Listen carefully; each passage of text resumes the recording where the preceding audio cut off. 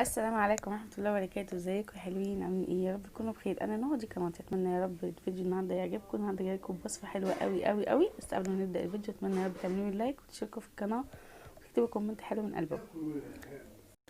يلا بقى نصلي على النبي عليه الصلاة والسلام ونبدأ الوصفة الخطيرة، وصفة الكوارع بالورق العنب. عايزة اقول لكم وصفة في منتهى الجمال. ده ممل، بس ان شاء الله هنزله معاكم في فيديو تاني، عشان الفيديو بس ما يبقاش طويل عليكم. الوصفه دي من اجمل واحلى الوصفات اللي في الدنيا. ممكن تعمليها يعني في عزومه كده تشرفي. بس اول حاجه كده معايا طبق احط فيه شرايح ليمون. مش هتحطي ملح يا نوع، لا الكوارع ما تغسلش الملح، لو غسلتيها بملح هتجرد معاكي ومش هتستوي خالص.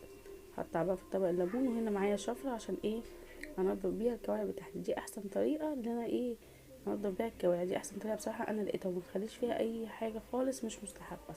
بصوا كده ببدا اخد بس بالراحه عشان خاطر الجلد برضه ما يتقطعش مهما كان، دي حاجه حاميه.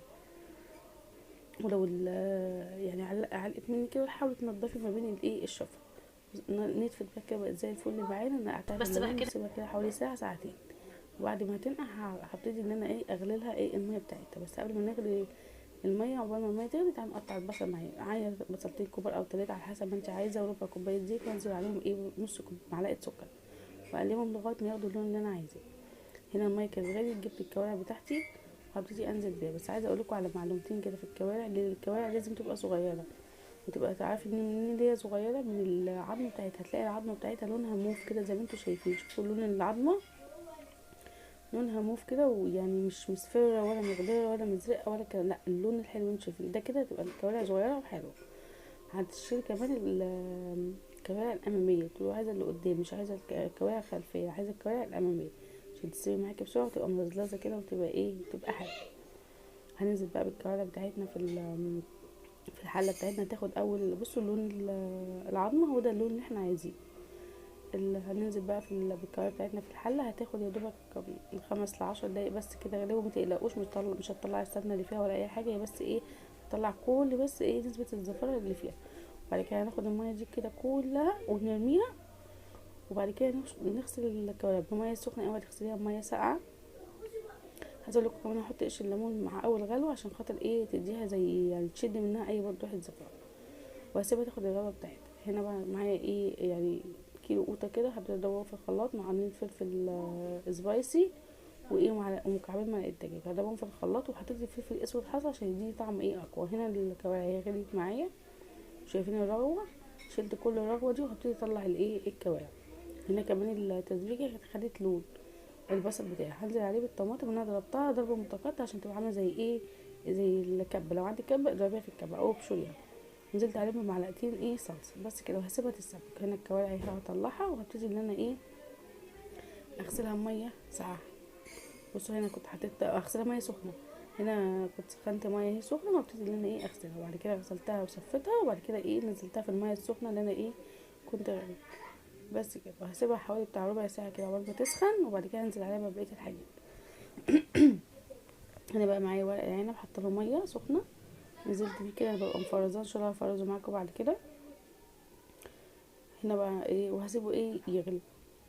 وهحط له برده ليمون دلوقتي. بس هنا هنحط الكوارع بتاعتنا طماطمايه وبصلايه وفلفل اسود حصى عشان الشوربه متشودش، وكرفس مجفف انا ببقى مجففه. وشويه كده نحط له جزر ونحط له توم بس في الاخر. وهنحط له كمان دلوقتي بصل اخضر بس كده. وهو التوم اهو. بعد كده نص ساعه حطيت له التوم. ادي هو ورق العنب طلع معايا بعد ما عصرت عليه الليمون، طلع معايا. وهنا بقى كان معايا بصل اخضر قطعته قطع كده، وطماطم وفلفل قطعتهم وشيت عليهم ملح وفلفل ودعكتهم مع بعض. الصلصه بتاعتي كمان السباك نزلت عليها ملح وقرفه وفلفل اسود بس كده، مش بحط عليها اكتر من كده. وقلبت الرز مع الخضره مع الطماطم والبصل والفلفل عشان دي يعني ريحه حلوه. متنسوش الموضوع ده، قبل ما تضيفوا الصلصه قلبوا الرز مع الخضره مع الحاجات اللي انتوا هتعملوها. بصوا بقى بعد كده هاخد نزلت شويه. بالصلصه، وخدت بقى جزء كده على الصينيه عشان اعرف احشي فيه. بصوا بقى، احنا بنحشي على الورقه الخشنه مش على الورقه الناعمه. يعني نقلبها كده وناخد الخشنه اتجاه وشها، وناخد الجنب ده ونبتدي نلف. بصوا بكل سهوله كده اهو، شايفين؟ حاجه سهله جدا بجد اهو، زي ما انتوا شايفين كده معايا. بس كده خلص ورق العنب. هخلصه بقى كده كله. طبعا هخرج بره واقعد بقى جنب التلفزيون واخلصه زي اي حد خالص. بص شكله امور خالص ولا هيفك ولا اي حاجه، بس لفيه زي ما انت، وطول ما انت بتلفي حاولي تشدي شويه عشان خاطر ايه بقى ايه الورقه ماسكه كده معاكي ايه وما تفكش. ودي ورقه تانية كمان اهو، هوريكم حتى الورقه مقطوعه نبدا نحطها كده على بعض ونلمها، نلم من الجناب برضو. هي اهم حاجه في الفكره ان انت تلمي من الجناب بتاعته، هي دي فكره ورق العنب. بس كده مش شايفين هيطلع. عايزه اقول لكم الورقه اللي كانت مقطوعه دي صباعها زي الفل، بصوا اهو، احلى كمان من الاولاني. الورقه كانت سليمه. طبعا الورقه الكبيره بقسمها على ايه، على قطعتين. بصوا يعني ما شاء الله عسل. يلا بعملوا اللايك، عملتوا اللايك ولا لسه؟ يلا يلا حطي اللايك، ايوه حطي اللايك واشتركي، يلا اشتركي يلا. بصي الكوارع حلوه ازاي. حطيت لها بقى نص معلقه ملح، وكمان كان عندي جوز الطيب نزلت كده برشه، لو مش عايزه ما تحطهاش، بس بصراحه بتبقى حلوه، بس دي بتبقى في الاخر، الرشه دي بتبقى في الاخر. كمان احط ايه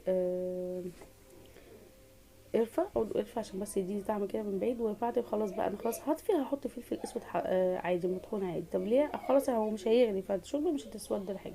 بس شكلها القمر كانت جميله ازاي. كده طفيت عليها خالص وهسيبها ليه بقى تبرد عشان اعرف ان انا ايه اقطعها، واخد القطع الحلوه الاموره ديت ايه احطها تحت طاجن ورق العنب، فوق طاجن ورق العنب. لو حطيتها من تحت ورق العنب مش هيشرب، انا عايزه احطها من فوق عشان كل اسبوع في ورق العنب بيبقى فيه طعم الكوارع. هبتدي بقى اسقيها بقى كده بالشوربه بتاعتي. خدوا بالكم هو هيخش على درجه حراره 200 لغايه ما يغلي، وبعد كده ايه اطلعه على الرف اللي في النص يبقى 180.